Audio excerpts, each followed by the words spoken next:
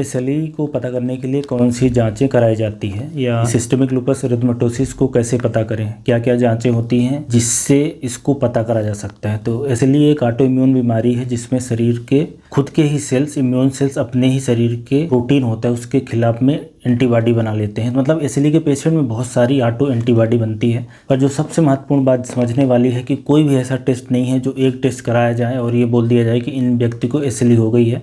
मतलब एसएलई को कंफर्म बोलने के लिए बहुत सारे लक्षण होने चाहिए और साथ में कुछ टेस्ट होने चाहिए। तो इसकी क्राइटेरिया फिक्स करी गई है कि ये टाइप के लक्षण हो और इस तरह की जांच अगर पॉजिटिव आती है तो एसएलई हो सकता है। हमेशा याद रखना, एसएलई की डायग्नोसिस बनाने में बहुत समय लगता है। बहुत सारे लोगों को एसएलई रहती है लेकिन इसके जो लक्षण हैं बहुत ही अलग अलग तरह के आते हैं, क्योंकि बीमारी शरीर के लगभग सारे हिस्सों को अफेक्ट करती है। तो जिस हिस्से को अफेक्ट करेगी उससे संबंधित लक्षण आएगा और इससे संबंधित जो टेस्ट हैं वो एसएलई में भी पॉजिटिव आते हैं और दूसरे भी ऑटो इम्यून बीमारियों में पॉजिटिव आते हैं। और जो कुछ टेस्ट स्पेसिफिक होते हैं वो हो सकता है कि एसएलई के सारे पेशेंट में पॉजिटिव नहीं आए। बहरहाल अगर किसी को सस्पेक्टेड लग रहा है एसएलई तो ब्लड टेस्ट की बात करें तो उसमें एक एएनए टेस्ट होता है, एंटी न्यूक्लियर एंटीबॉडी टेस्ट होता है। वो कराने से एसएलई के ज़्यादातर पेशेंट में एएनए टेस्ट पॉजिटिव होता है। तो अगर किसी को एसएलई सस्पेक्टेड है तो एएनए टेस्ट ये करवाएं। अगर पॉजिटिव आ रहा है तो मतलब एसएलई होने की संभावना है। 100% केस में है, ज़रूरी नहीं है, क्योंकि ये टेस्ट सेंसिटिव तो है, एसएलई को पता लगा लेता है, लेकिन ये दूसरे भी ऑटो इम्यून बीमारियों में पॉजिटिव आता है, इसलिए स्पेसिफिक नहीं है। मतलब ये नहीं कहा जा सकता है कि एनए बढ़ा है तो ये 100% केस में एसएलई होगा।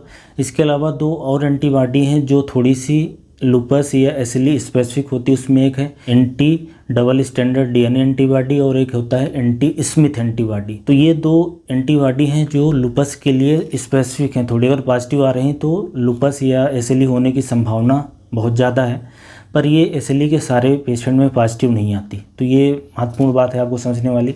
जो एसएलई बीमारी है उसमें ब्लड में जो जांच होती है उसमें एंटीबॉडी देखी जाती है और बहुत तरह की एंटीबॉडी पॉजिटिव आती हैं।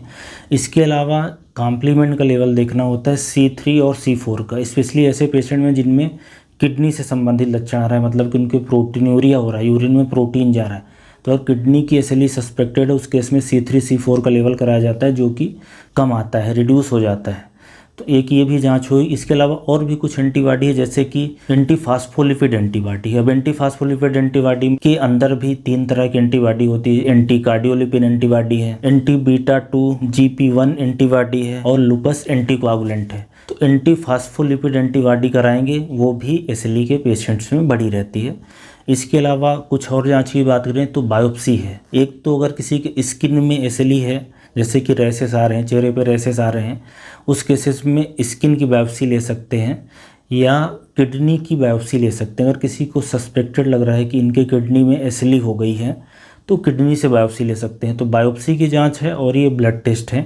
इसके अलावा सीटी स्कैन और एमआरआई की जांच, जो कि स्पाइनल कार्ड और ब्रेन की एसएलई को पता करने के लिए कराया जाता है। ये सीटी स्कैन, एमआरआई जो कि बहुत ही कम केसेस में हेल्पफुल होती है। ब्रेन में अगर किसी को हो रहा है तो उस केसेस में थोड़ा इसका हेल्प मिलेगा, लेकिन उसी की जांच हेल्पफुल होती है। इसके अलावा ब्लड टेस्ट, सबसे इम्पॉर्टेंट जो हेल्पफुल पैरामीटर आता है वो ब्लड से आता है। बहुत तरह की ऑटो एंटीबॉडी और ESR और CRP का लेवल बढ़ा रहता है। ये इन्फ्लेमेशन का मार्कर है। ESR और CRP इन्फ्लेमेशन का मार्कर है जो कि बहुत सारी इन्फ्लेमेटरी कंडीशन में बढ़ा रह सकता है, तो ये एसएलई में भी बढ़ा हुआ मिलता है। इसके अलावा कुछ और अगर एंटीबॉडी की बात करें तो एक तो एंटीबॉडी होती है एंटी SSA एंटीबॉडी और एक एंटी SSB एंटीबॉडी। ये भी काफ़ी इंपॉर्टेंट एंटीबॉडी है। एंटी SSA और एंटी SSB स्पेशली जो प्रेग्नेंट महिलाएं हैं जिसमें एसएलई सस्पेक्टेड है उसमें करवाना चाहिए, क्योंकि ये ऑटो एंटीबॉडी बच्चे में जाती हैं और उसमें फिर नियोनेटल एसएलई कराती हैं। ये भी इंपॉर्टेंट एंटीबॉडी है। इसके अलावा एसएलई के पेशेंट में एंटी RNP एंटीबॉडी है, एंटी हिस्टोन एंटीबॉडी है। तो इस तरीके से बहुत ही अलग अलग तरह की एंटीबॉडी बनती हैं, जिसमें एएनए एंटीबॉडी प्रमुख है। और अगर किसी को एसएलई है तो उस केसेस में फिर उनकी डिजीज़ को मॉनिटरिंग करने के लिए फिर बहुत अलग अलग तरह की जांचें होती हैं, जैसे कि सीरम क्रिएटिनिन का लेवल देखना है, यूरिया का लेवल देखना है, C3 C4 की एक्टिविटी देखना है, ESR का लेवल देखना है, CRP का लेवल देखना है, ECG करवाना है, इको करवाना है, चेस्ट एक्सरे कराना है, ब्रेन में CT स्कैन कराना है या जॉइंट्स से संबंधित जांचें करानी है। डिजीज़ कितना खतरनाक हो रही है, इसका क्या कोर्स है, मतलब ये ठीक हो रही है कि नहीं हो रही है। तो ये एसएलई के टेस्ट हैं। तो हमेशा याद रखना है कि इसकी जो डायग्नोसिस है वो बनाने के लक्षण चाहिए और साथ में ये टेस्ट अगर पॉजिटिव होते हैं तो इसकी डायग्नोसिस बनती है। लक्षण की बात करें तो जैसे पेशेंट को कई बार बुखार आता है, कई बार बहुत कमज़ोरी लगती है, कई बार पूरे शरीर में दर्द रहता है, स्किन में रैशेस आ जाना, फोटो सेंसिटिविटी रहती है, मतलब सन एक्सपोजर में स्किन में जलन होने लगती है, बाल झड़ने लगते हैं, घुटनों में दर्द होने लगता है, जॉइंट्स के अंदर सूजन हो सकती है। तो इस तरीके के लक्षण आते हैं और जिस आर्गन में इसका असर आता है उससे संबंधित लक्षण आते हैं। तो किसी को एसिली है कि नहीं है, वो लक्षणों के साथ साथ एंटीबॉडी टेस्टिंग और भी कई तरह की टेस्टिंग मिला के फिर ये फाइनल डायग्नोसिस बनती है। तो एसएलई का पता करने के लिए ये कुछ जांचें हैं। अगर किसी को सस्पेक्टेड है तो ये जो मैंने जांचें बताई हैं ये करवा के देखना पड़ेगा कि एसएलई है कि नहीं है। Thank you.